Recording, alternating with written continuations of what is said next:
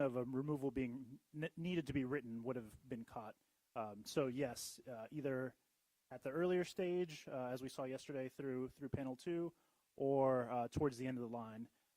I can't speak to all the specifics right now in terms of all the inspections that we have before rollout, but we can certainly follow up and get you details around the types of inspections that we do prior to rolling out to the flight line. Thank you. And I believe this is probably for Mr. Wright. As discussed yesterday, the oxygen generator movement was identified prior to the accident. In 2 cases, there were reports that came from carriers that received the aircraft. Does your SMS system process those reports? And was there a reactive SRA performed? Yes, our SMS, the part of our SMS that looks after the fleet event and factory event type process, that continued operational safety program type process, did process that. And what was done at Boeing was to actually do physical testing with the oxygen canister in every migratable position. And we could not find any time that oxygen flow was impinged. There was no crimping and the pullout. That said, we did write it up as safety, and we had a required compliance period for the service bulletin, which the FAA shortened.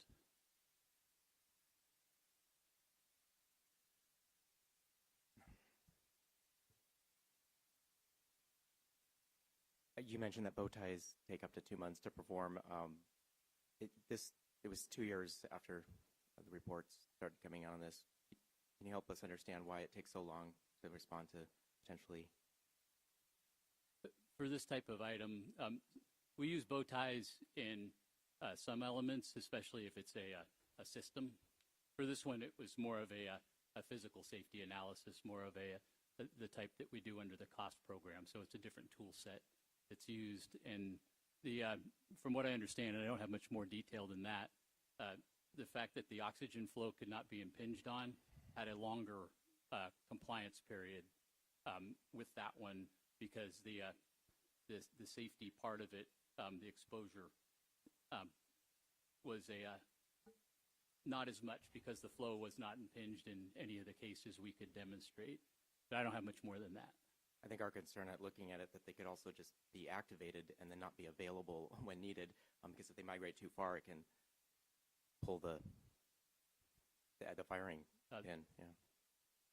I would have to ask further on that analysis. I had asked about the oxygen flow yesterday. I don't have that information on the lanyard that pulls the pin. And lastly, were the carriers notified to make them aware of this potential hazard? I don't have that on me here. Thank you. Thank you. All right. Parties are satisfied right now? Okay. We are going to move on to the Board of Inquiry, and we're going to start with Member Graham. Thank you, Chair. If you could pull up Exhibit 11F for me, please.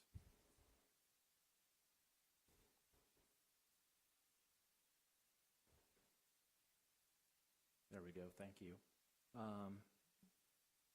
This is Boeing Quality Alert 2023-0056-AR. This was an alert distributed due to audit issues with removals. Can Boeing tell me what audits picked up these discrepancies for removals? So I'll address that one.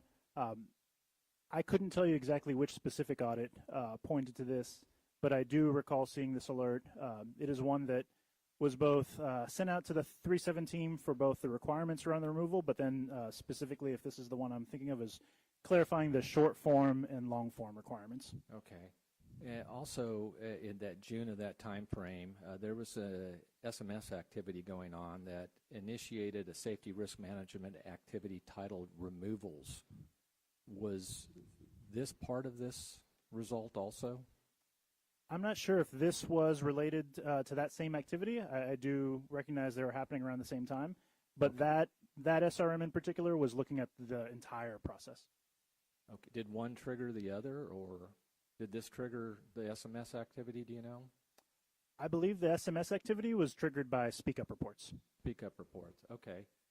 Did the quality organization evaluate the effectiveness of this safety alert?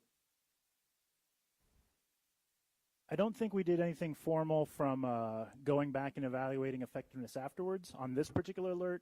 I think since the accident, we've been looking at how to notify and send out communications in a much more effective way. Okay. Mr. Wright, are you aware of the SMS activity in June 2023 on removals? Yeah, I'm aware of the removals SRM. My date that I have for start is March of 2023. Okay, March. Okay, can you discuss the findings and any actions taken from that? Yeah, as the system was laid out, the findings were around process complexity and around employee proficiency, and those were broken into sub-elements that I don't have a ready recall on. And then the actions were rolled in and aligned to the 90-day plan, so those actions are aligned, and I think Hector has details on what those specific actions are. And I think at a higher level, I could add a little bit more in terms of what that removals SRM identified. Please. There were a couple areas.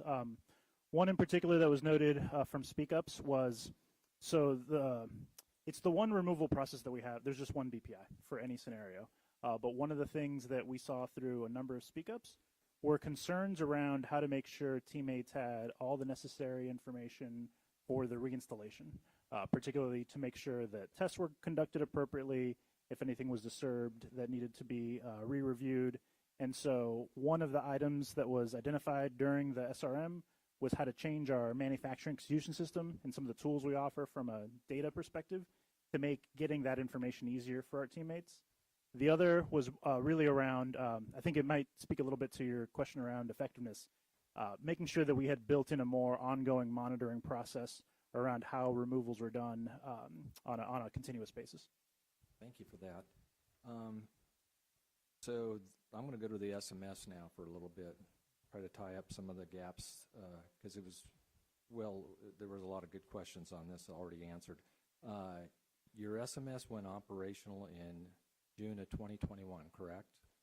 Yeah, it was approved as operational in 2021. Okay. Did that go out to the entire company, or was it implemented in different operations first? The FAA oversees the commercial operation. Okay. So when did the SMS hit the Renton factory floor?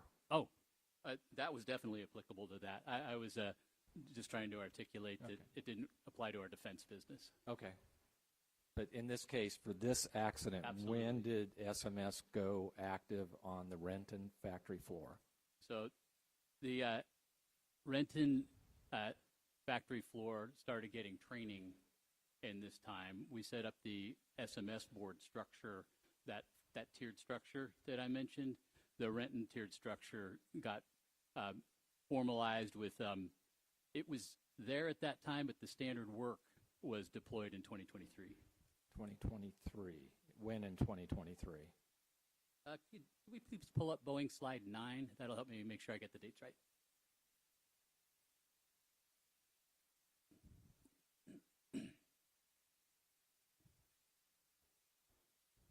There we go. Thank you. And my friends at Spirit, can we move that chair just a little bit, please? Thank you. So when we have the Boeing SMS boards established and effective in 2023, the standard work was established in the second and third quarter. In the effective evaluation, we did an internal assessment of ourselves at that time and found that the standard work was met at that time. Prior to that time, we had many of the elements, but this got the alignment across all our airplane models, looking at the same things in the same way. SRMs were being conducted before that, though. Okay. So when would a mechanic on the Renton factory floor would have known about SMS and been trained and to understand what their role was? The initial trainings would have been in that 2022 timeframe. Okay. Thank you. You did this. When did the Speak Up program start? Same time? Yeah, Speak Up, I want to say, started in around 2021. Okay. And on a Speak Up submittal, can an employee put in a proposed solution? Absolutely. Okay. And then you did state that after it's closed out, a Speak Up action is investigated and maybe an action's initiated, that it can be communicated through, I think you said, crew reads? Oh, if the Speak Up was anonymous, Yeah. we can take other action like a more broad group communication. If the Speak Up is confidential and the Speak Up, we call it the reportant, is known, they get a direct feedback. Okay. But are there any other methods of getting out the word to others if it's de-identified and it doesn't point towards one employee? The primary method we use, and it kind of depends on the Speak Up, if it's applying to a process that like a lot of people use, we would target that audience either with a newsletter or an all-team meeting or something like that is what we've done to date. Okay, very good. Thank you. Now, you did bring up earlier continuous operational safety, and I don't think we've really looked at that at this point. I'm very much aware of it as being part of one as with another aircraft manufacturer. And for those that don't know what it is, I think the best way that I could put it here is it's a way that a manufacturer can verify the ongoing safety of the products manufactured in accordance with approved designs by monitoring existing aircraft. Would that be a good way of? Yeah, that resonates. Yeah, it just ensures the integrity of the product throughout its service life. And you said Boeing has a continuous operational safety program, correct? Correct, for many decades. For many decades, yeah. I think most aircraft manufacturers do have that. What departments are part of that? I like to call it a council maybe or something like that, part of that group? Yeah, it's in our parlance, it's a board. A board, okay. And that is what board has a seat at that, or what departments have a seat on that board? Sure. The chief engineer for that there's a board for every model of aircraft, and then there is a cross-model board, and there's an out-of-production board. Okay. So just to align the resources and the expertise. So the in a program board, it would be the chief program engineer, so the chief engineer for that model, and then you'd have the excuse me, the air safety engineering. There's an executive out of our chief aerospace officer organization that sits on that board, and then depending on the issue, like if it's a structures issue, you would have the chief engineer of structures and any subject matter organizations that are required in there. And then the FAA also observes. Very good, yeah. Do you have like quality or, let's see, I'm trying to think who else, certification? Depending on what's coming through the board, it could be. Okay, great. I may come back to that. I'm out of time. Thanks. Member Chapman. Thank you, Chair. Mr. Wright, this is a hard question to ask because I certainly can see your dedication and your passion to the work that you're doing, but I do think it's a question that needs to be raised, give you an opportunity to respond. So recognizing that Boeing's safety management system is still maturing, the circumstances of the door plug event appear to involve a failure to generate the paperwork required to authorize and document the actions taken to both open and then close the door plug. This seems to be a very basic breakdown in Boeing's processes, and it also seems to be a completely obvious safety risk. What does that failure say about the effectiveness of the Boeing safety management system, and what lessons have been learned? I could say the quality management system, part of our safety management system, has controls, and this accident exposed gaps in those controls, and we wait for the NTSB on the cause, but we've taken a look at, with a fresh look at our production system, at any potential things that we might see, and it's caused us to recommend and start to execute a significant amount of change in our production system around a lot of the elements that were talked to yesterday around the 90-day plan, and specifically with areas around removals, factory compliance, proficiency. Many areas like that are areas of focus for us. Just looking at our production system with this post-accident look. Does it signal weaknesses in the safety management system? Is there a need to make that more robust? The safety management system needs to and is being made more robust. I definitely see opportunity for further integration with QMS and SMS. Also for Boeing, and I'm not sure who's best situated to answer this, but I'd like to follow up on the issue that was highlighted through the questioning from the IAM representative. And if I correctly understood the concern and the line of questioning, it sounds like there may actually have been multiple failures to appropriately authorize and document removals in connection with the work necessary to address the 5 non-conforming rivets on the accident aircraft. Is that the case? And would that documentation necessarily, would documentation have been necessary to authorize removal and presumably the reinstallation of the blankets? Yeah, I guess I could start. So I guess a couple things come to mind. So to the latter part of your question, specifically, a removal document is and always was the requirement to make sure that a part is either removed, loosened, or taken off the airplane and then restored correctly. So that was obviously a gap. I have not tracked as closely the sequence of events, and I haven't been as familiar in terms of obviously I attended panel 2 yesterday. I know Ms. Lund made remarks around some of the rest of the installation plans. I think we would need to go back and revisit what the sequence of events was and what happened in terms of those installation plans to have a better understanding. But you don't, at least at this point, based on what you know, and I know we're all gathering facts, that's why we're here, but you don't necessarily take issue with the possibility that there may have been multiple failures here in terms of the documentation for the removals. I think there was certainly a failure around the lack of a documentation of removal in terms of where those opportunities could have been or what other things could have triggered, and if that led to another failure, I couldn't speak to that. Okay. Yes, if I could add to that, Sure. Mr. Silva, we in the earlier testimony looked at one of 2 IPs that govern the installation of the installation blankets. One is an OK to install. One is the actual installation itself.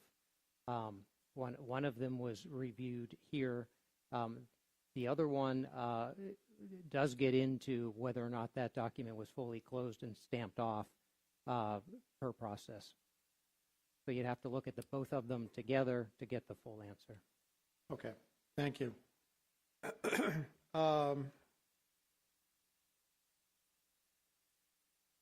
And you have probably covered this today. I'll ask if you can give me just a quick answer on it.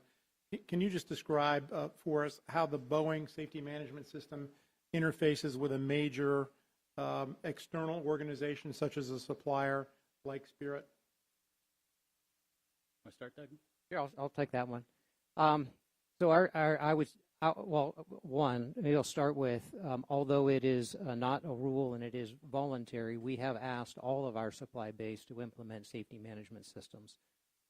Many of our suppliers, Spirit and others, have already started that. Many of them have very mature safety management systems. We've also created a forum for suppliers who want to voluntarily implement safety management systems to get together and share information, share notes on learning how to implement or ask questions of other companies who have implemented safety management systems. So we are strongly encouraging that across the supply base. In terms of how ours interfaces with our supply base, we do monitor data that comes in from our supply chain in terms of defects, in terms of risks. When we need to, as we've done with Spirit, we would implement a safety risk assessment with that supplier or depending on the situation, internally in response to data that we have coming in from our supply chain. Thank you. And for the Spirit folks, you're still in the early stages of developing and implementing a safety management system. Is that right? That is correct. For Spirit, and you probably mentioned this already this morning, so I apologize. I just want to clarify. Does Spirit have a process to promote positive safety culture similar to the Speak Up employee reporting process at Boeing? Yes, sir, we do. It is the primarily it's the Quality 360 Okay. application that is made available to all employees and participants. Okay, so it is the Quality 360 program. And that That's would cover not just quality issues, but also safety issues. We do have a separate application that's for accidents and incidents related to employee OSHA type health concerns. Those are taken in by our safety department, just as the Quality 360 reports are taken in by the quality team, and we're always looking to see if they need to be forwarded to the appropriate teams. You have 20-some employees at the Renton facility. Are those folks eligible to participate in Boeing's Speak Up program, or would they have to report through Spirit's program, or could they do either or both? I'll let Boeing answer for the Boeing side. There are no prohibitions from a Spirit perspective as to whether they could participate in the Boeing program. We've actually had one employee submit into the Boeing program. I think how the process works, and maybe we have to verify how the programs connect up. But definitely hazards can be raised through a lot of ways, not just Speak Up. And we do take those just sometimes it's a call to my department or not. But with regard to Speak Up, I think it is the way it would go is for Boeing to enter it on Spirit's behalf, if that was a question. So, again, just following up on that. So do the Spirit employees at Renton have access to the Boeing system? I don't believe so. Not directly. Chair, I have some questions for FAA. I'm just going to hold those for the next round. Thank you. Sure. Member Inman. Thank you, Chair. And I think Member Chapman started with this may be a tough question. I'm afraid I'm going to have several tough questions. If we can we pull up the Boeing SMS implementation, please?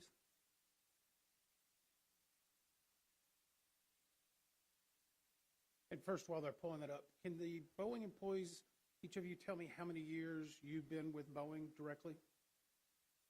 We'll just go down the line. Yes, sir. I'll start. 33 years. 11 years? 34. Okay, and for FAA, how long have you been? 24 years. 8 years tomorrow. 3 years. Okay, thank you. So in your safety management system, it indicates in 2019, a Products and Services Safety Organization was established. It says SMS aligned. Can you tell me quickly what that means? Yes. We had a number of SMS systems. We have repair stations. And also we had SMS systems that were separate with different accountable executives per the local regulatory requirements. So there was an SMS in Boeing UK where we have our Chinook helicopters, Australia. So what that meant was bringing all the SMS programs together to start to align into a standard single program going up to a single accountable executive at Boeing. And that was 2019, right? That's when that agreement for alignment happened, and then we're working through the mechanics of Okay. it. And if I'm correct, I get the impression that actually was born a little bit out of a number of enforcement investigative reports that the FAA had done over time? On that, I think there were several inputs. That's a little before my time. I took the role in November 2021. Okay. Well, if we can, we're going to go down memory lane a little bit. Can we bring up the master settlement, please? The reason I bring this up is it made me remember, Pardon me, member, I misspoke. 2020, November. that's close enough. Thanks. So what we have here actually is, the actual document is the United States Department of Transportation and the Federal Aviation Administration, Northwest Mountain Region, Office of Regional Counsel, settlement agreement. And this settlement agreement was between the FAA and Boeing.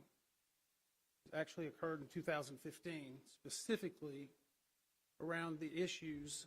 Covered topics were safety management and SMS, regulatory compliance, use of the Boeing problem-solving model to analyze allegations of noncompliance, and accuracy of stamping and other verifications. Now, I primarily listed those because they should sound familiar. It's what we've been talking about the last day and a half. This is 2015. It's a little staggering to understand that those existed over a decade ago and were subject to a settlement.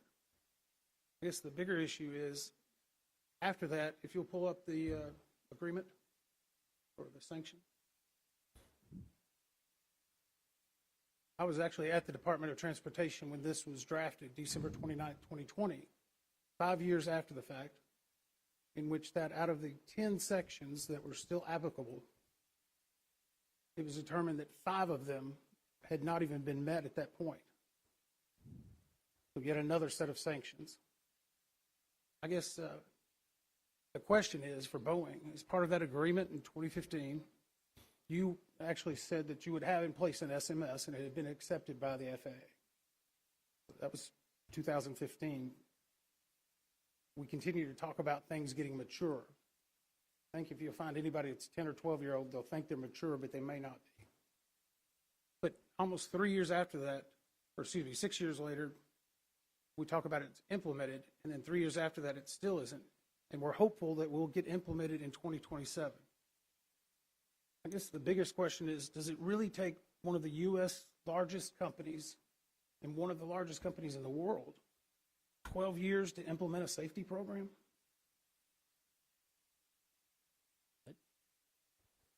Appreciate what you're relaying. There's definitely a timeline of implementation, and SMS is the continuous improvement is the best I can relay it, sir. So how my understanding of this timeline was in 2015, we did hire SMS leadership and conducted benchmarking because SMS for design and manufacturers wasn't very well understood. And in 2017, we immediately asked the FAA for information on the voluntary program, and then conducted can I stop the work. you? Yeah. The voluntary program. At that point, you were under a settlement agreement. It doesn't sound voluntary. It's a settlement agreement that you would do that and you would continue to add to it. Absolutely. I should clarify that the only FAA program available was voluntary. It's just the name of it. So it was we were seeking to further get guidance on design and manufacture SMS and what that entails, and that led us to the 2019 alignment. So that's the best I can explain that path to 2019. And then from there, it's as I've been attempting to describe. Okay. So for the FAA, I'm going to bring that back again. It's kind of the same question. It's apparent similar issues existed back in 2015, stamping, safety management systems. Now, I realize we've got one lucky person who said he'd only been there for 3 years, so you're off the hot seat a little bit. But, I mean, they existed at that point. They were primarily seen at that point on the design side of the house. But in this accident, we're seeing similar issues on the production side. And is it just me, or are we seeing a game of whack-a-mole every 5 or 10 years on issues related to safety?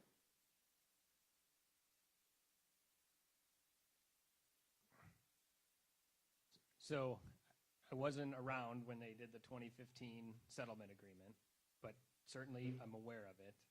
And yes, we have seen similar issues in, this current event than that we saw back then. We continue to do compliance and enforcement throughout that process to try to, ensure compliance as we move through the process, and, the quality system or different aspects of Boeing changes. So I guess to follow up that, in 2015, it was a monitoring process for 5 years, deferred, but now we're back under another monitoring agreement. What do you think will be different this time? Say that differences on our side, on the FAA side, is we've increased staff significantly already and plan to increase additionally so that we can be there more often than maybe we were before. So I know that's one thing that we are doing to ensure. We do have a lot of data provided by Boeing as part of the 90-day plan that we will monitor and ensure that helps inform where we go look at potential issues within their system. I think those are a couple of the actions that we're taking in the last 9 months to make it be different than it was last time. And to your credit, I know there are a lot of dedicated FAA employees and Boeing employees. I don't think this is a situation any of us wants to be sitting in, but I sure as hell don't want to be sitting here in 5 years. I'll defer on my time. Chair. Thank you, Member Inman. You did briefly earlier, Mr. Wright, and I'm just hoping you can do it again in just a minute, 1 minute or less. Can you define just culture? Yes, ma'am. It's a just culture is a philosophy and methodology that ensures that employees who report mistakes or report good faith mistakes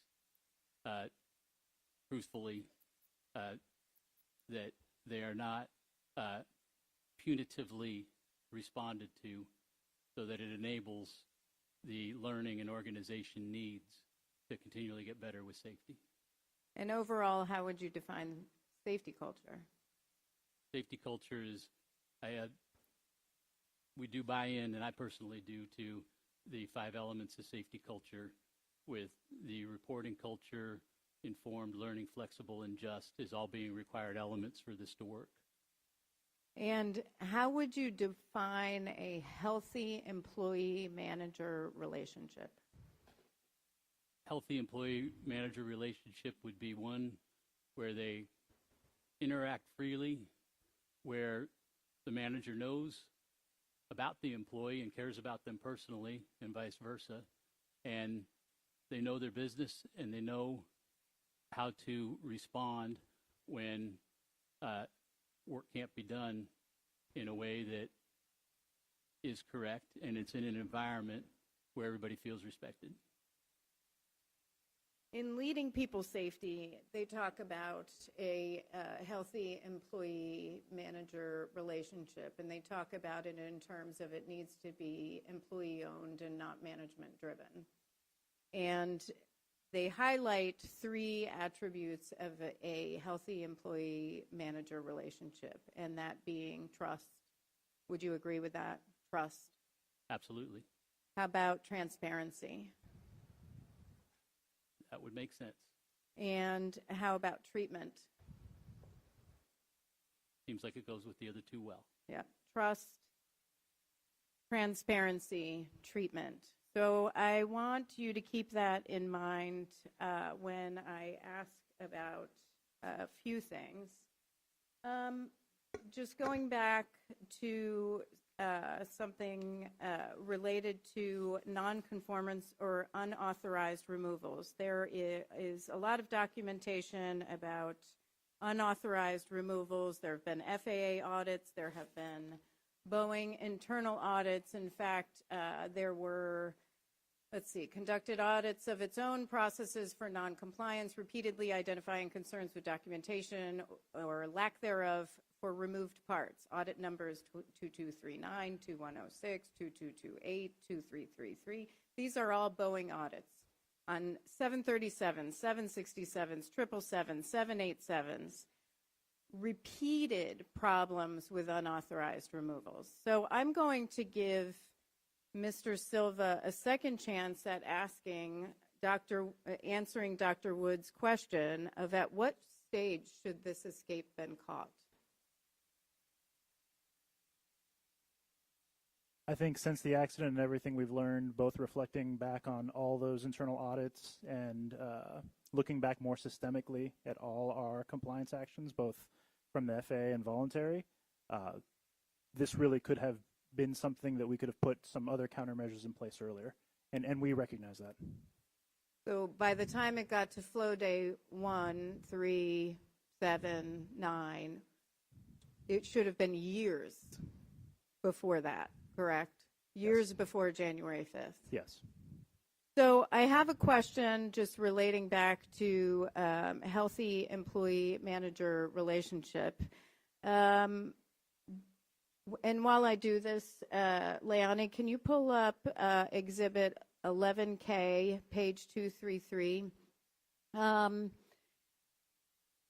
Door crew at the time, 25 people? I believe that's what we heard yesterday in the panels. That sounds about right. Okay, and before Leonie picks this up, I do have a question. Who's responsible for safety? Everybody in the organization. That's right. That's right. Thank you. And when human error occurs, what actions should Boeing take in a just culture and a healthy employee management relationship? Take actions to fix the system that allows for the human error. And do you believe employees should be punished for mistakes? I'm not talking about, intentional or anything like that. We think of them as good faith mistakes or unintentional mistakes. Okay. I do not. Leonie, do you have that exhibit? All right. So page 33, 233. Go down. Okay, it's actually not this. I might not have the right exhibit. That's all right. Take it down. That's all right. Stephen's going to check the exhibit. The person I want to ask about is the 2 door crew employees who have been sidelined. I understand that you have an anti-retaliation policy. We have it. I also understand that you have a policy for lateral moves. Yesterday, Ms. Lund talked about 2 employees that after this occurred, I don't think we have any evidence to suggest this was intentional. I don't think Boeing does either. If you do, please tell us now. So given that it's not intentional, and we just talked about how when there are safety issues and human error that you should be welcoming people to speak up, what sort of impression does that give your employees if you sideline them and put them in, quote, and I'm quoting, Boeing prison, a cage? I'm just wondering what message that sends. Yeah, I'm not directly involved with those employees. I have to refer to Ms. Lund's testimony yesterday. But and I don't have enough details to know. I do know that in a just culture, you need to address good faith mistakes with non-punitive solutions. And I know that we always take action to assure that the aircraft product safety is protected. And it's not an and, it's a both. And safety is a collective responsibility. It's not just one person. It's not just 2 people.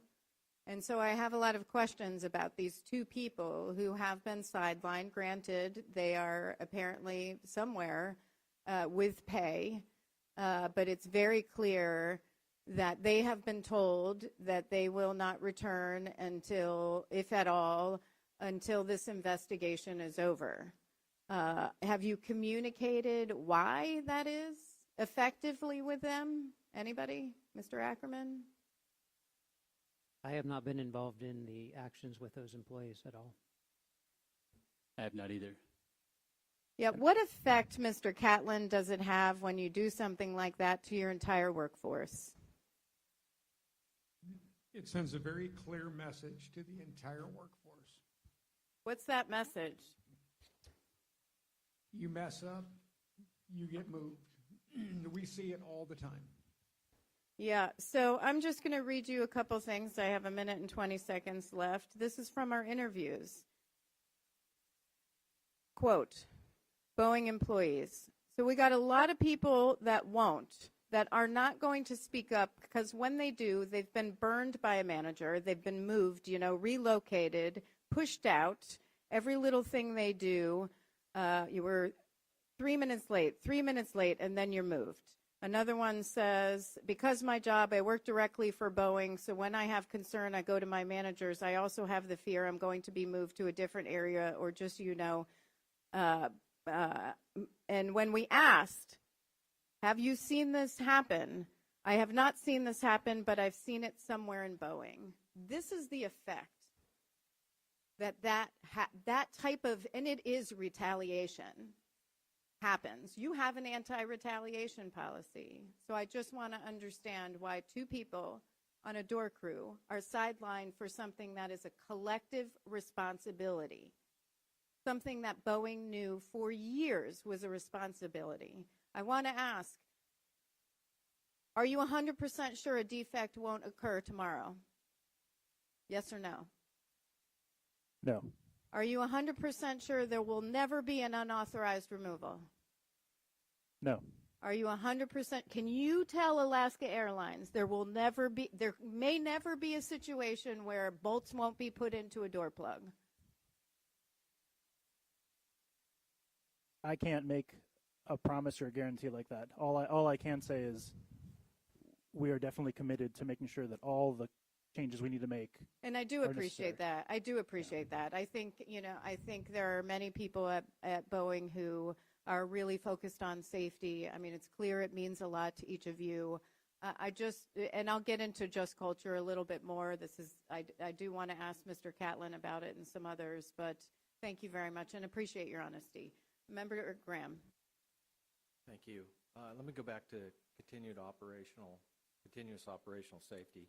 When the accident happened, I assume that team gathered to formulate the field response to what they were going to do as far as an inspection or whatever, and eventually what the FAA would require. Is that correct? Yeah, that's my understanding, talking with the people involved. Okay. And normally a cost system would usually take input from the field, from issues that are out in the field, from the fleet, right? Is that correct? Yeah, it's a data gathering process. Yeah. Does Boeing cost program, do they ever take anything internally from the factory, from production flight test, any of that? I see a lot of shaking heads. Is that? Certainly. Okay, good. Doctor, I don't know if you want to talk about it. We do have that process. Okay. That's good. That's good to hear.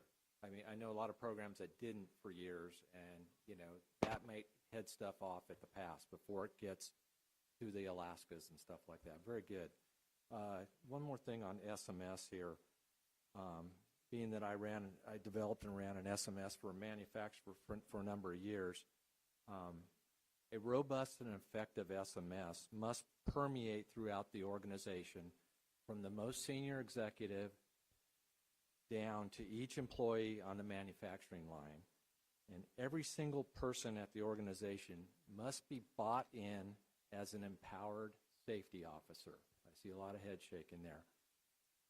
So my question is, what steps did Boeing take prior to this accident to ensure that each employee was not only aware of its SMS, but bought into the system?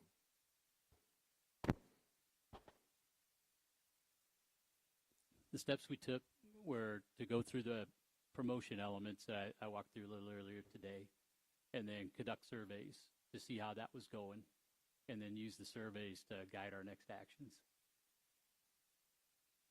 And since the accident? Since the accident, and I know you've said this, the people at Boeing care deeply about safety. Every one of us hurts inside. Since the accident, we've seen a significant increase in safety reporting, and the interaction with through stand downs with employees and managers collaborating on solutions has been significant related to the actions I was describing earlier and the quantities. Very good. I want to thank the witnesses for their answers, and that's all I have in this round, Chair. Thank you. Member Chapman. Thank you, Chair. Just a couple of questions for the FAA folks. How many Part 21 organizations currently participate in the voluntary SMS program? I don't need an exact number, but if you can give us at least a reasonable estimation. I'd say at present 30 to 35 companies in the voluntary program. Thank you. And are all or most of those voluntary SMS programs currently under FAA assessment?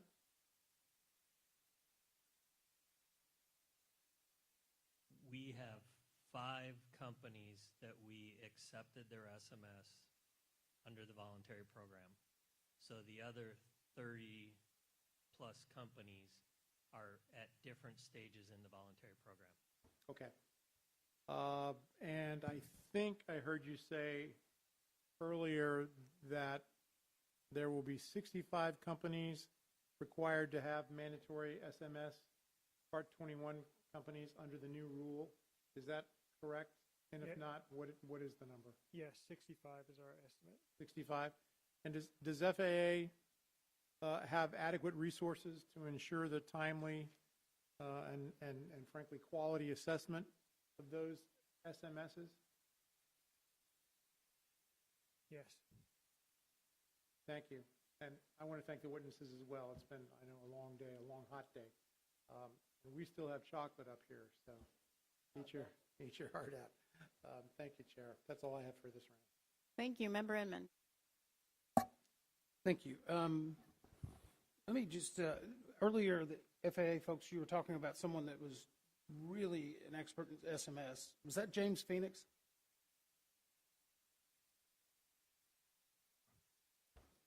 Yes. Okay, can we bring up 11M, please?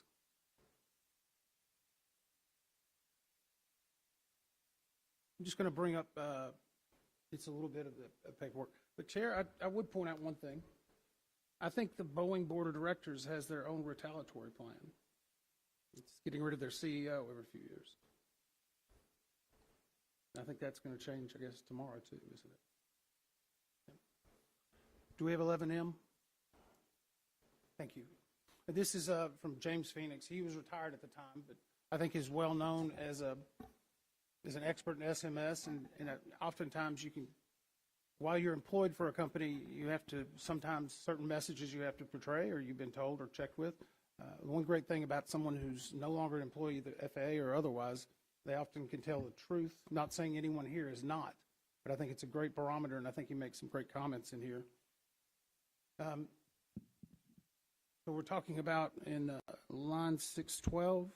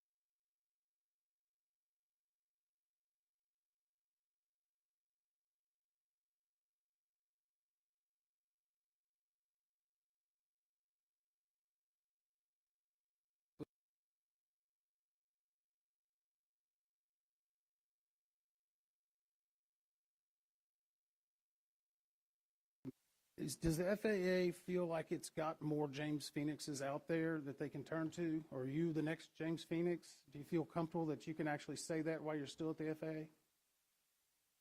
Well, I guess I'm not the next Jim. I don't think anyone can replace Jim. What I will say is we did identify this issue. Like he mentions in his testimony, we worked through our compliance actions and tried to ensure Boeing implemented corrective actions around this issue, which was the reinstallation of parts and ensuring that the IPs were adequate so that the employees knew how to reinstall parts afterwards. The removal process, as mentioned previously, is a very complex process. So we did attack that process and, I would say had compliance actions in many different aspects of that process throughout the time, Jim is referencing in his testimony. Okay. Can we drop down to page 620?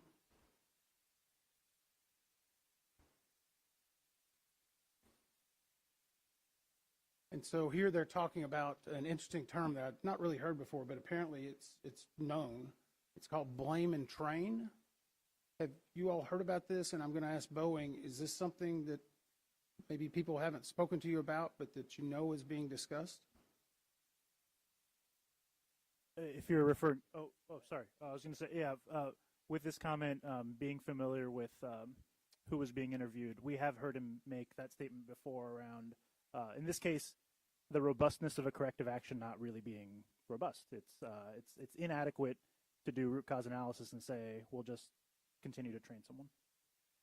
And I think he goes on down to line 16. You need to change your process to implement and control. Process and I would add even the tools, the systems that we use. Yeah. Okay. But I do want to give a little credit where credit's due. If we can go to page 621, line 19. And I apologize. There's so many pages in the docket. Sometimes it's our one chance to highlight a few for all the parties and other members. But occasionally you can give a little credit where he talks about the relationship between Boeing and FAA. Was it adversarial? No, it was excellent. We spent a lot of time in their facilities. The folks up at the Everett office, they had an office in the Boeing facility, but we moved out of there when we changed the location, 15 minutes, and met with Boeing leadership routinely, weekly. Now wait for the next page. Sometimes 5 times a week. Boeing loves their meetings. But they talked about the working relationships. And if you drop down a little bit further, the inspection unit members, and the reason I bring that up is he indicates they really know how Boeing works. If you want to, and they're not shy, they will tell you anything you want to know. My suggestion is to spend some time with them, if you haven't already, hopefully in a non-adversarial position. And I don't know if you have or haven't, but that would be a good step. I think it would be very helpful. We certainly agree. Okay.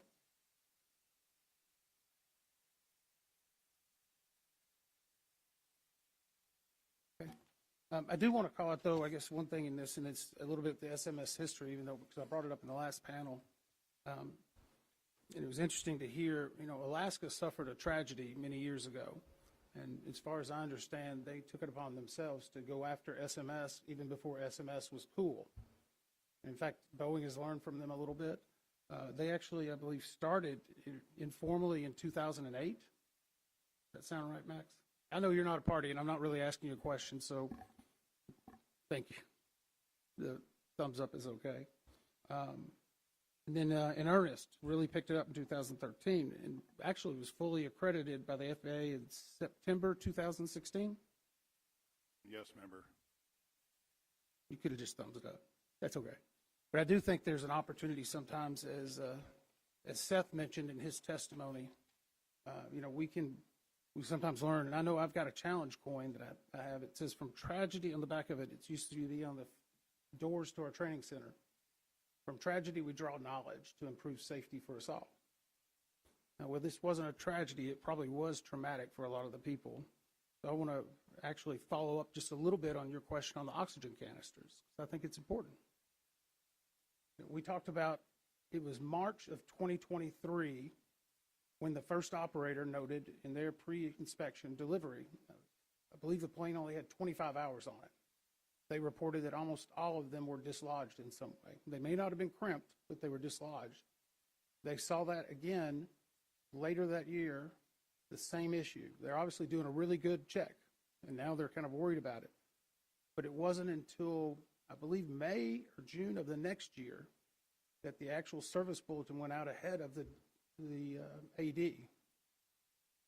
Is that how quick a SMS should work whenever it's going to affect 600 or 700 airplanes?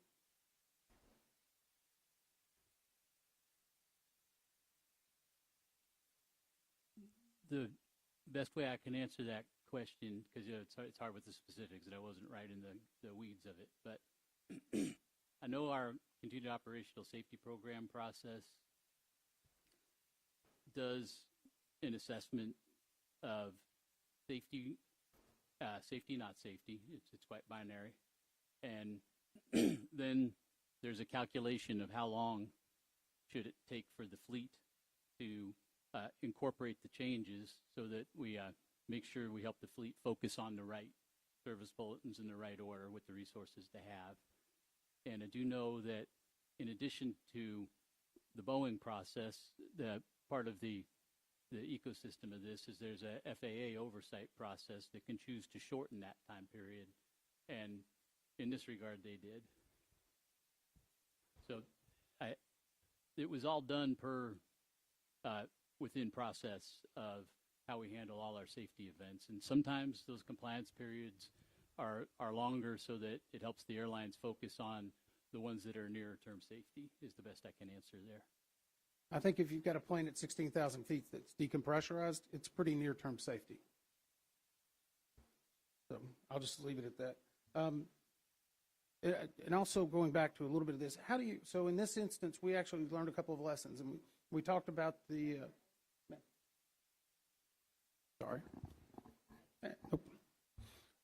talked about some of the great work, even though we're not going into the operations themselves. But I think we did learn a couple of lessons specifically around where flight attendants may sit in certain configurations. I know Alaska's already done an update on their flight attendant manuals to make that a little bit better. And I know their manuals also said that the flight attendants were not supposed to move from their station until they had established communication with the flight deck. And through a series of a couple of other issues that I'm sure our investigative report will dig into, they may have broken a protocol, but they did the right thing. How do we get good lessons like that where a protocol was written with good intentions, but real lessons are learned? One operator's made the change. How do you get that information out to other operators? I don't have specifics on the process of how we get that out, but it makes absolute SMS sense to do that. Does anybody else? I don't think that people on this panel work in that area. We could take an action to follow up on that. On updating air operators regarding safety issues in flight from a lesson learned? Yeah, the specifics of the process are just run by a different organization, and we don't want to give wrong information. Thank you, Chair. Thank you very much. Just really quick, in 2009, Boeing filed comments to the FAA's rulemaking on SMS and stated, quote, while we embrace the concepts and principles of SMS and believe there are potential benefits from a formal SMS implementation, the actual benefits to safety and compliance for our organization are expected to be small. Can you explain that? I'm not familiar with that statement. It was your comments to the Federal Register notice, Boeing's comments to the Federal Register notice for FAA's ANPRM on SMS in 2009 and referenced in the ODA Technical Review Panel report. Yeah, I'm afraid I can't comment on that. You do not agree that the safety benefits, or do you not agree that the safety benefits to Boeing would be, what do you think the safety benefits to Boeing would be to have an SMS, a well-functioning SMS? We see great value in a well-functioning SMS. Good. I'm glad to hear that.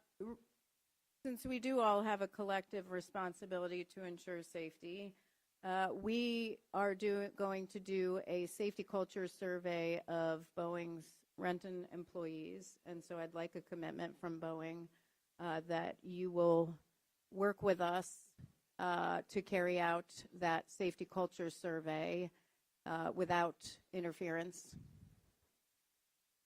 Yes, we would. Perfect. Thank you very much. I want to ask some questions about Speak Up, and this really goes to a reporting culture. I know Alaska had asked, and I believe Member Chapman had asked about who could use the Speak Up process and whether it's available to all Boeing employees. Is it available to business partners, suppliers, vendors, and contractors? Not at this time. And so the statement in your policy that says including that employee reporting in the Speak Up process is available to all employees, including business partners, suppliers, vendors, and contractors.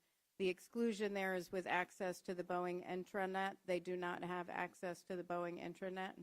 Yeah, it's the access to the Boeing intranet, and I think the working assumption, and I know we're changing our policy here, at the time that the system was architected, was they would go through a Boeing person to submit on their behalf, is what I believe the initial setup was. But as part of this plan we're doing, we're definitely making changes, and I believe that's part of it. Why then would you draft a policy on July 7th, 2023, that the vendors and suppliers could use it? I don't know the answer to that other than that working assumption I just relayed. Okay. Do you think it would be reasonable, given some of the concerns I've raised from quotes in interviews, that a contractor would submit a Speak Up report through Boeing? I haven't thought about all the ins and outs, but I don't know why not. Do you believe your Speak Up process is effective, that you're getting maximum participation and that people trust the system? We are not at maximum participation, but I have seen significant year-over-year increases in reporting. What does increases mean, numbers-wise? Numbers-wise, when we first started up, we were in the hundreds. Now, year-to-date, we're well above 2,000. 2,000? And 2,000 a year? No, year-to-date. Year-to-date. Yeah. Oh, got it. And every year I've seen the number double, sometimes triple or more. So I'm looking for that scale of increase to continue. And how can you get more participation? My experience in environment, health, and safety, where I led that organization prior to this role, was repetition. Over 10 years, we got into the tens of thousands. And it took repetition and showing employees that they could trust the system with positive results. And when employees had a bad experience with the system, we changed the system. And do you believe your employees feel that they can submit truly anonymously? I know there's a confidential, and we'll go through the difference between confidential and anonymous again. Confidential is you submit your name, but there'll be a formal investigation, but supposedly that would be, the name would be protected in that group. I believe that's what the policy says in writing. The confidential nature is as you described. It's the person gets to decide whether or not they want to have their name released, and there's an interaction there. A lot of employees do want to have their name released to be part of the solution more actively, so we give them that option. And do all employees feel trust in the system? It's a mix. Our surveys tell us it's a mix, and it's part of that road of repetition to build the trust that it takes with that, as you mentioned, trust, transparency, and treatment. Do you think the union could play a role in that? I think it's going to be critical for union members to help other union members build trust. Do you offer incentives for people to speak up? We have not for product safety. We haven't done contests or gamification like we've done in other areas when we're trying to raise hazards. I know there's schools of thought on that. I've actually seen benefit, and so we're discussing that. But to date, there hasn't been incentives for reporting. For product safety. We have offered recognition to folks that have That's true. utilized Speak Up, yes. That's a fair point. Do executives get incentives for product safety? Product safety in general, Is it part of the compensation package? the compensation package for everybody has a product safety piece. And does that include rank and file? It does. It does. I do want to get into that, and maybe I see Mr. Catlin's might want to respond on that. Maybe perhaps just one clarification. Like Paul said, we have broad incentive plans across all different constituencies of our teammates. I believe within the IAM, it's workplace safety. That's the metric that gets Thanks tracked. for the clarification. Workplace safety. Yeah. Mr. Catlin? Yeah, we do have an AMP bonus that is part of our collective bargaining agreement, and quality and safety are two of the metrics that are in there. Good. And how do you show value then for reporting? Like am I overtime? Okay. How do you show value in reporting? So you don't have an incentive program. I will say that going through all the witness statements, it says they have no idea how to report. I mean, whether it's, Spirit contractors in their own avenue, or it's Boeing employees. And I know there are a limited number of employees. You have thousands of employees. We interviewed a certain number of employees, but all but one had no idea. And so how do you show value? The value, the feedback I get on the value, and I do get positive feedback from employees, is that management takes action on the issue that they had where they were stuck locally, and then the issue gets solved, and they're quite pleased. And do you communicate that broadly? We communicate maybe aggregated in Boeing News type, the web articles, but I think there's room to improve in that area. Okay. When you file a Speak Up form, do you badge in or anything, or anything like that? Well, you're inside the Boeing firewall, so you do have to use either your badge or some people use a password, depending on what kind of employee you are. But there's an inside the firewall gate you have to cross. So when you file an anonymous report, there's still some sort of gate you have to cross, sort of like a badge in or a password for the intranet? I could kind of walk through it, like when I submit a Speak Up, which I have. I put my badge in the badge reader when I first go into the Boeing internet to get inside to see my email and everything. And then when I go into Speak Up, and this is getting into the system that the employee can't see, but I know this is the architecture. If I click anonymous, let me start with confidential. If I click confidential, my employee ID number goes into the system. If I click anonymous, that field is populated with a 0. Mm-hmm. And after that, we don't have visibility once the employee hits submit, because that field's got a 0. But you still badged in before you filed that? Sure. Last question, because I'm out of time for this round. Does FAA get the Speak Up reports? I'd have to have them Brian. comment. I know what some of the reviews. Yeah, we do not get all the Speak Up reports. We do see some of them, certainly those associated with the ASAP. The folks that we have that are part of the event review committee see those Speak Up reports. We see other ones that might be associated with regulatory compliance. We do not see all of the Speak Up. Could you, if you wanted all of them? I guess I leave that to Boeing to answer. Maybe I'll just throw something out. The new rule requires that they submit every 6 months a summary of their confidential employee reports received to the FAA. And we say in our guidance material that means the number of reports received and a concise description of each report. So when the new rule is fully effective in Which May is of not till 2027. 2029, right? No, 2027. 2027. Right. We're still a couple of years away from that. Yeah. So right now, no. No, I can speak to currently. Currently, as part of our biweekly CEO safety review in Boeing commercial airplanes, we would have slides that include data around speak-up reports.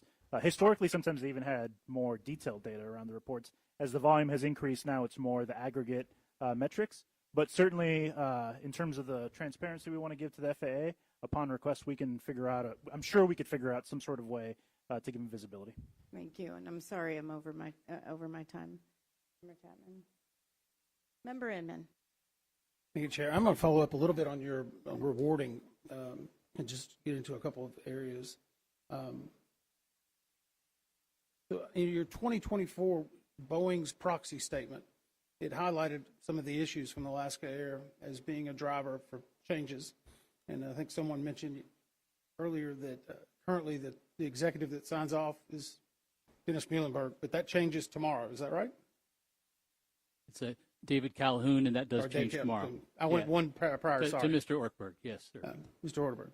And they touted in that, and I read some of the news releases, that they were going to change compensation from 70 previously for named key executives, 75% financial performance, and 25% operational performance. This is for their bonus and incentives, to where it will now go to 60% operational and 40% financial. Do you believe this is a good idea? How I understand the model is operational means quality. Yes, sir. Yeah, safety as well. So, makes sense to me. Okay. I guess the troubling thing, whenever you dig a little bit deeper, is it's only for 6 people. Note, and without having all of the information in front of me, to clarify, those changes were made beyond just those named officers. That was a change to the incentive plan overall. Great. That's wonderful. Do you have an idea how big that universe is? I'm sorry, I do not, but I'm sure we could follow up with the details for you. Could you find out for us? Sure. 'Cause I couldn't anywhere else. Yeah. So going into that a little bit, do the 3 of you that work for Boeing, do you get financial updates on how your business unit is, commercial aircraft, how it's doing? In terms of overall financial performance of the business unit, that just same Every month, that the is released in CFO, our, every month the CFO sends me, not financial performance here, but what my office budgets are. I get a snapshot of what we spent, what's pending. Do you get financial reporting?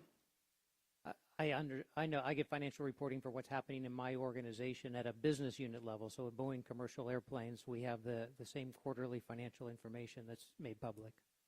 And in your 3 lines, are you considered a cost center? How do you typically equate into that overall balance sheet? If you look at, I'll take it for overall quality. It's different for different parts of for the quality organization. So my costs in supply chain get aggregated with a supply chain for supplier oversight, get aggregated with supply chain. The quality members we have that work for specific programs are part of the cost base for that program. Okay. Where else? And then I'm somewhere in between, as I support multiple programs. Sometimes we distribute our costs out to those programs directly, and sometimes we're just indirect costs. I could say for my role, I tree up through the independent Chief Aerospace Safety Office, so we are overhead. Okay. And so as you go into your budgeting, someone mentioned earlier that you're getting some more resources to add to, I think, your SMS process.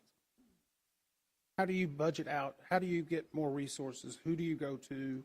Who defines what amount you spend on safety? The broad safety happens across many organizations. In my organization, we look at what's needed, we look at the actuals, we look at the work statement like you would in any company, and then make the request for either staffing or finance up through our Chief Aerospace Safety Office where it's aggregated, and then that comes in through rolls up through the businesses that are the profit centers where the money comes from. Okay.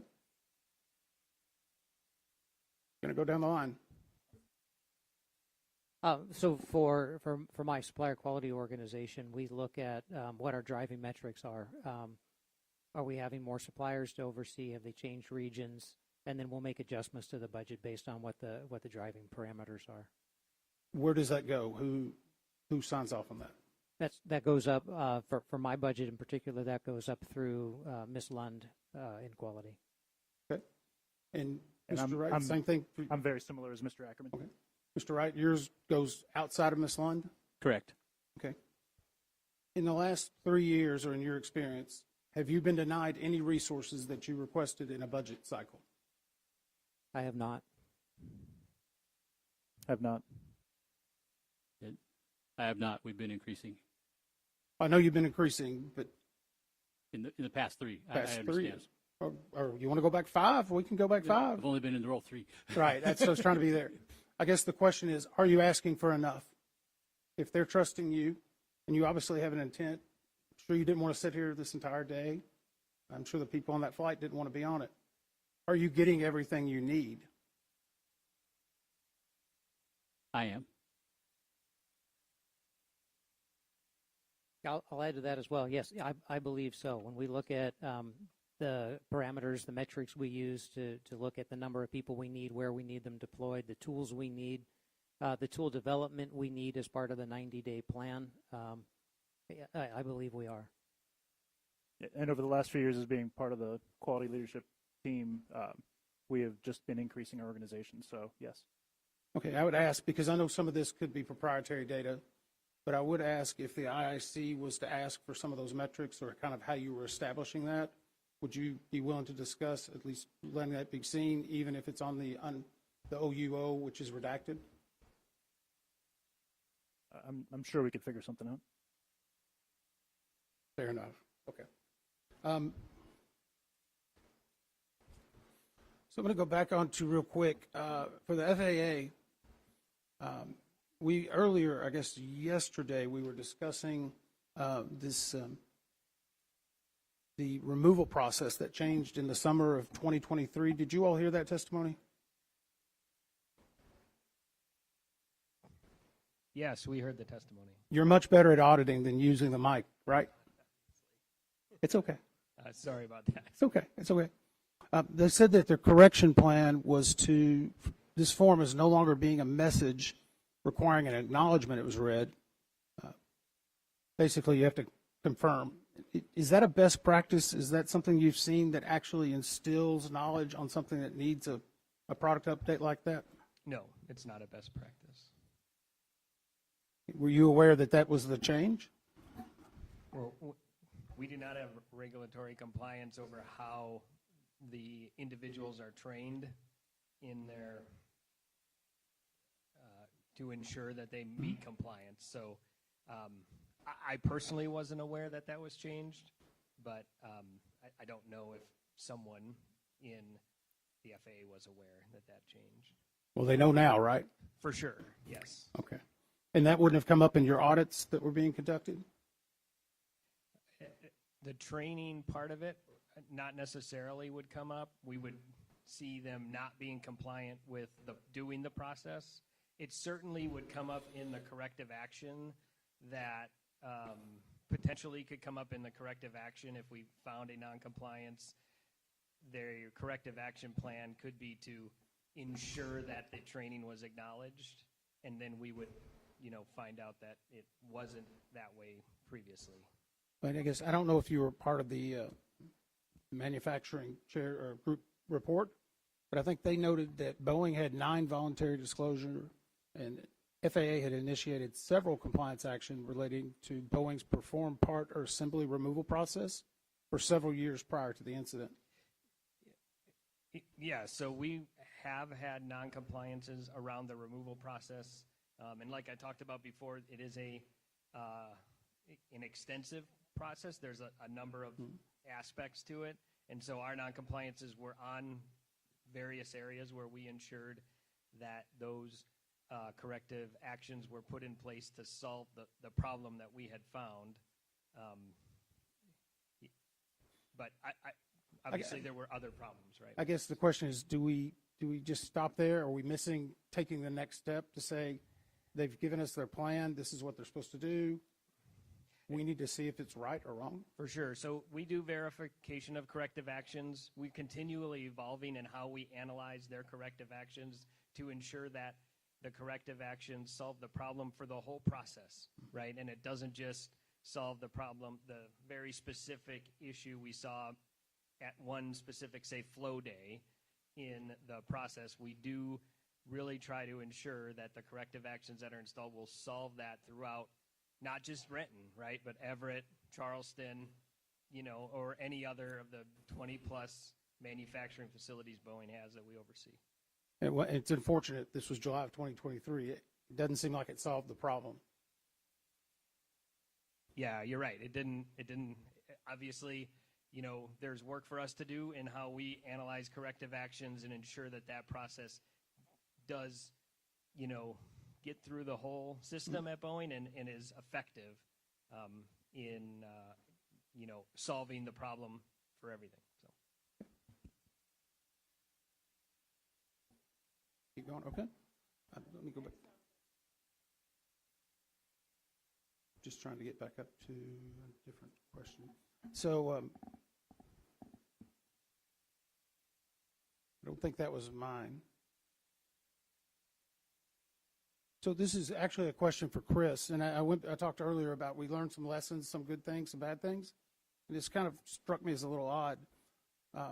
It was quickly mentioned yesterday in Exhibit 7, and we don't need to pull it up. It was called the depressurization certification, that the current regulation is the maximum hole size on a 737-9 fuselage that can be certified to withstand a sudden depressurization is 820 inches. Does that sound familiar? I don't have expertise in decompression. Okay. I remember the testimony. Okay. Does anybody else have any expertise in it? Okay, it's your lucky day. The bigger question is, there's a standard that's set at 820 inches. The door plug is 1,682 inches. It's pretty obvious if there's going to be an opening, the likely opening would be a door plug or a door. We're hearing a lot of incidents where people are trying to open doors, but we haven't set the standard to the size of the door. I call that out, that sometimes we can learn small things that while it might not be the emphasis of the testimony, maybe I'm a layman and don't understand it, but it's going to be half the size of a door, so only half the door will fall out and depressurize. It just seems like that there could be some work if you take it back to your colleagues on looking at that standard a little bit closer. And I think Boeing, it would probably be up for you all as well, because I'm sure you would be involved in the discussions regarding the depressurization. If anyone has an opinion on it, you can feel free to state it or not. It is outside of, I think, the witnesses on the FAA side's area of expertise, but we can certainly take an action and provide an answer for the record. I would agree. I think it's an FAA reg, actually. For sure. Yeah. Correct. Okay.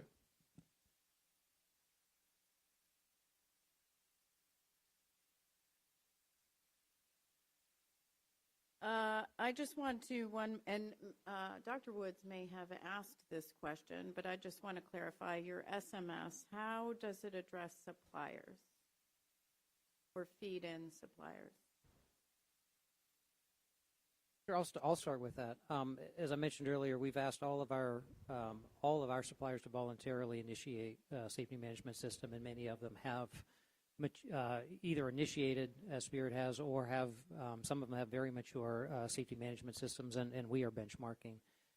In terms of how our internal safety management systems address suppliers, we look at data from different sources, defect rates, types of defects, any risks we have in our supply chain, and when that data indicates we have a risk, we'll initiate an SRM either with the supplier, as we've done with Spirit, or we'll initiate a risk assessment internally to see if it's something that is more broad or an issue that needs broader attention than a specific supplier. And again, Spirit does not have, you're initiating SMS now, but you did not previously. That is correct. Do you know why? I'm sorry? Why did you not have one previously? Boeing has, but why have you not, although voluntary? Yeah, well, it wasn't required about a year and a half ago after I took over the role of the quality leader. It was something I was very interested in. I thought would be very important for our senior staff to learn about. They agreed, and we started initiating that program. And I just want to ask, does it need to be required? No, but it takes somebody to bring up the conversation and start it, and that's what we did.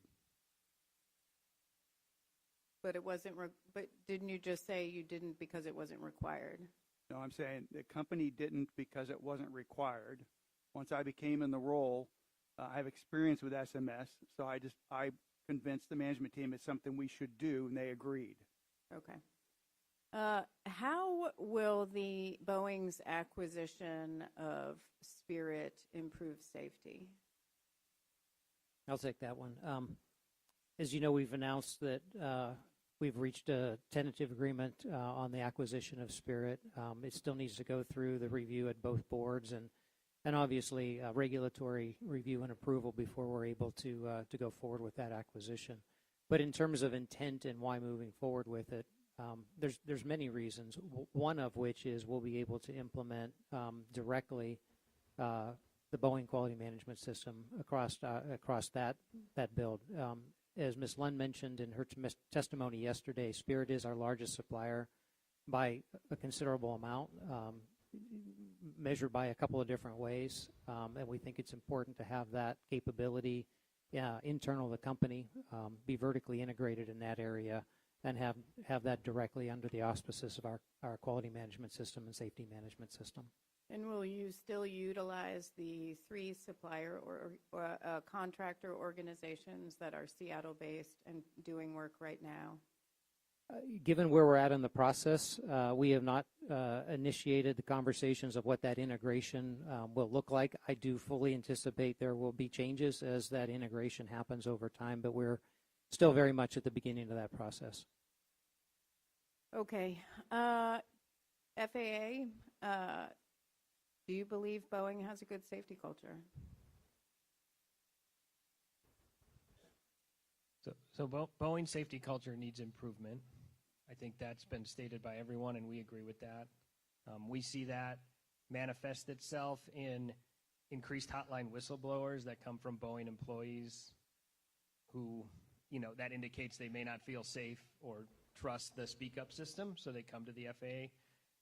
We certainly will investigate all of those, but it's an indication of that. We've been a part of the ASAP ERC with IAM and Boeing to try to build that trust in their speak-up program. And certainly the anecdotal evidence from the interviews that we got to see yesterday, is a concern that there's safety culture issues with Boeing employees. So we agree there's improvement that needs to happen with the Boeing safety culture. Does Spirit have a good safety culture? I think a lot of the same things apply outside of the ASAP. We have seen an increase in Spirit employee hotline whistleblowers.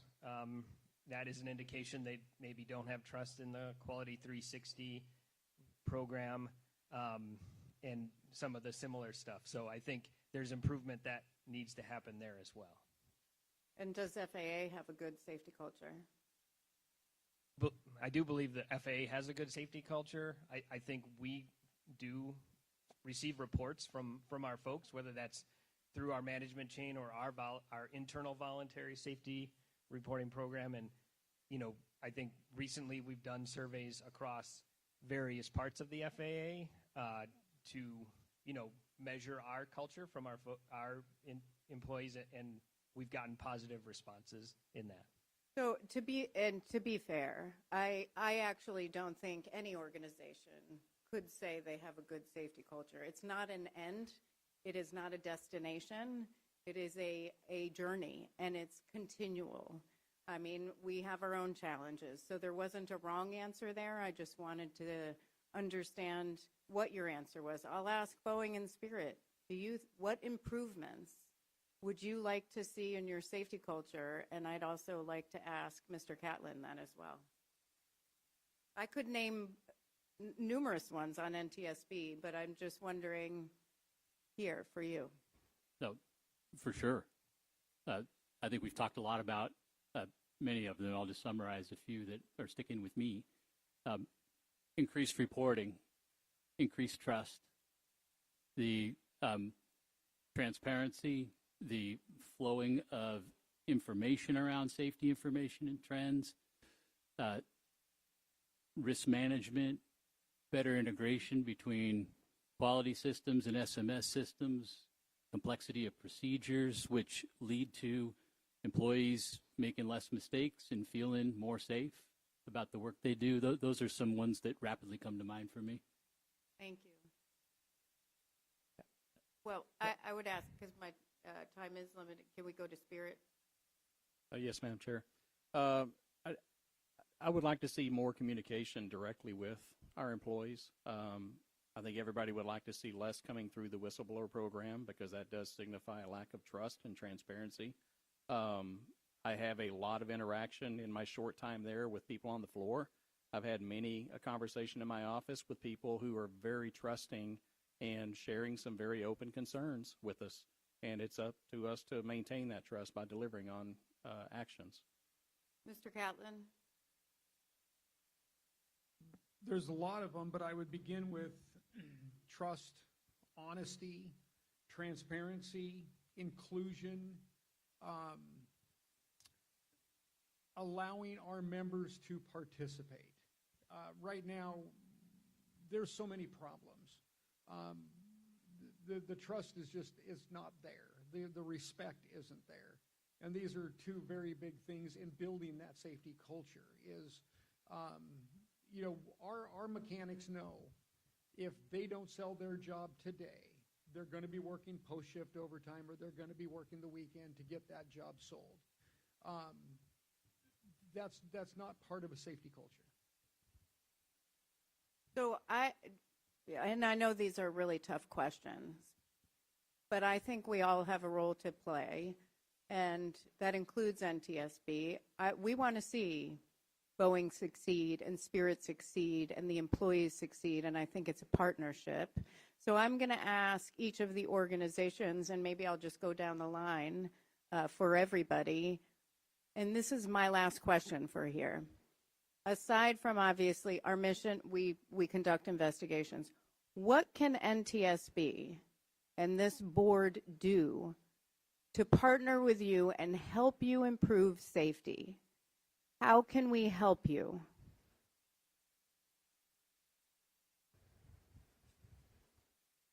When I think about safety, and I mentioned it before, I think of it as a thread that goes through everybody who interacts with a product or a value stream. And there's information that we have, there's information the NTSB has, and visibility is a big piece of it. And so as we increase visibility, I know we pull in information from many organizations. There may be an opportunity there. I apologize. I was going to make a very similar statement earlier around the collective information that we can all share across as an industry, but specific to the NTSB, I do want to say thank you. Dr. Woods, Mr. Cruz, Mr. Johnson, they have been incredibly forthright in their observations, recommendations, things that they see, and that feedback has been incredibly helpful for us. So we would really, really just continue to appreciate that feedback and appreciate the suggestion you made. I was going to a similar place. Our interactions with the team that's doing the investigation have been very positive, enlightening, helpful. The NTSB has the opportunity to see risks and challenges from many different industries and incidents broader than we have access to. So help with those broader insights, those systemic insights, so that we can take that learning from areas outside of the ones we have direct access to would be helpful. Thank you. I would say on behalf of Spirit, there's been a lot that has already been actioned as a result of this event. a lot of employees that we talk to are very proud of what they do. They care passionately about safety, not just from a Spirit perspective, but from a Boeing perspective and from our friends and family that fly. So I think just the ability to have voices heard for the few that do have critical feedback for all of us is important. And I think, what can the NTSB do to help us? I think you're already doing it just through these public venues. Thank you. Mr. Brown, you aren't related, right? Just checking. He wants to be, but not officially. If I had $1 for every time. Human factors. I think what you all see in human factors and sharing that with us is significant. And I think the questions that Dr. Woods asked really inspired me today to think about, as a senior advisor of Spirit, what can I do in that area? Very powerful. Good answer. What can NTSB do to help FAA? Yeah, you already actually have helped FAA when we look at just the rule that we recently passed. The safety recommendations from the NTSB were key factors in getting that rule through. In addition, right now we're working on how we're going to do oversight. As I mentioned earlier, we're not done with this order yet, but just participating in this process helps solidify my thoughts on how we can improve that order. So we're making sure the SMSs that all these 65 companies are going to implement are really, truly going to be effective. If you don't mind, Member Inman, just get the back row and I'll be done. Mr. Slagle.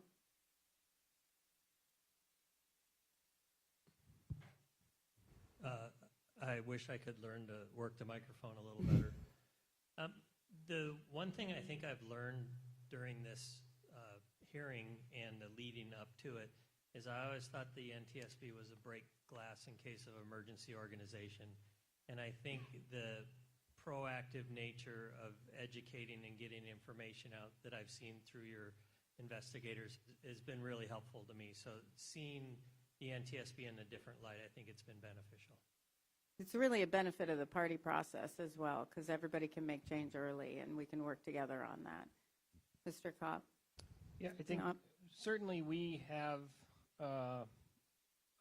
we're working through SMS oversight.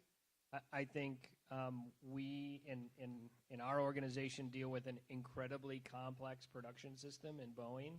And if there are lessons learned from other non-aviation complex production systems that you guys might have insight into from your other activities, that would be helpful for us. Thank you. Mr. Catlin? As I like to tell the Boeing managers when I'm out on the floor, like it or not, we're all in this together.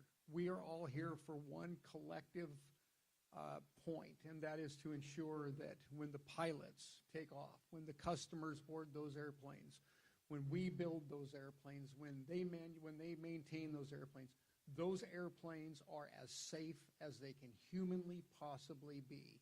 And my colleagues here from Boeing started down a road of a thread.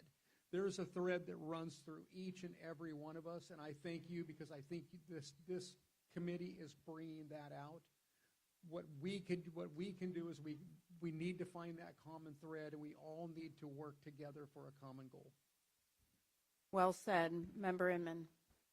Thank you, Chair. And I'm going to push several of my questions probably to the next panel in order just to expedite, but I do want to go through a quick couple of items. We were talking about Mr. Phoenix earlier, and I remember again to my time at DOT, we actually, the FAA took away the ability for Boeing to issue its own airworthiness certificates. You all remember that time?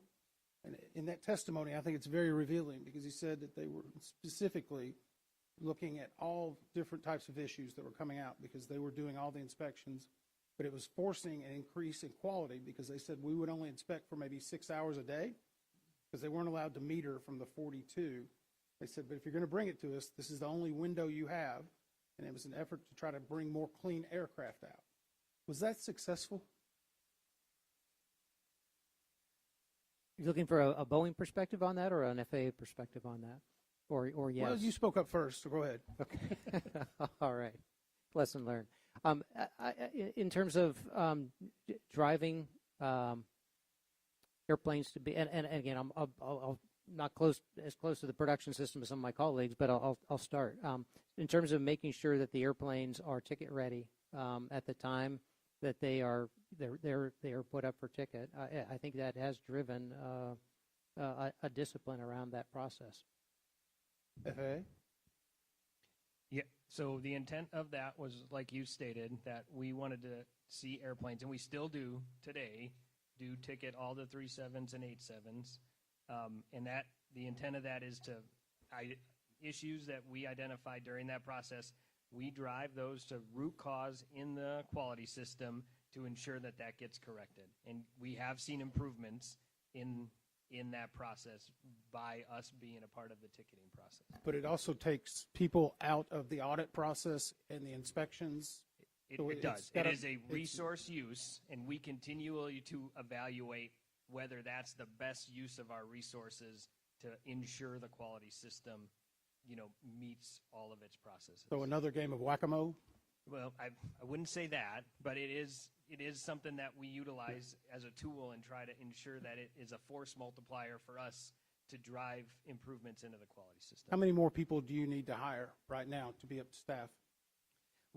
We've just about doubled our inspector staff since the accident, and we're on target to meet what the administrator said, which was 55 by the end of the year.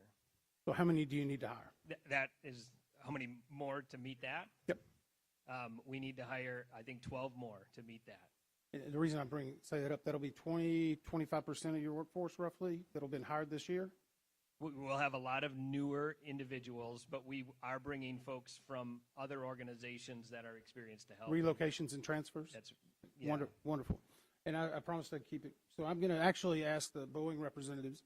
We had discussed whether or not to bring Ms. Lund back today, so I don't think we're going to do it. But I want to ask a different question in regard to, you have a new CEO starting tomorrow, correct? That's correct. Can you tell me how many times you met with the prior CEO, either individually or with Ms. Lund, or in a small group of, say, 3 to 4 to update on your safety progress? Every other month for the duration of my time in the position. Is that 1-on-1, 5-on-1, 15 in a room? No, it's a group of, I would say, a maximum of 10. Okay. And I would also occasionally attend those meetings whenever certain subject matters came up from my role. So maybe half that time, and he was every other month? I wouldn't go as far as half, but certainly a number of those meetings. Yep. I've met with our CEO a couple of times in small groups in terms of specific issues, not generally around the safety management systems. We do have at a business unit level, a Boeing Commercial Airplanes level, a weekly meeting at the Commercial Airplane CEO level that we all attend. Well, his first day is tomorrow. I hope you get a chance to meet him and convey some of the things we learned from today. Thank you, Chair. Thank you. It is 4:30. We are going to take a 10-minute break, and then we're going to move. Are we good on panel 3? We're okay? Technical panel? Yep. Yes, ma'am. Okay, great. You can breathe a sigh of relief and hopefully go change. It's very hot. I know. First of all, before we let you go, just a reminder, you can be recalled, but I just want to thank you. I want to thank you for your honesty. I know this is a very difficult process. It can often seem one against the other, but that is why I ended with how can we help you? Because we want to support your efforts. We want to ensure safety. We want to work with you to improve safety, all of you, because it is a collective effort. So thank you very much for being here. I hope you drink a lot of water. We'll come back at 4:40 and move into panel 4.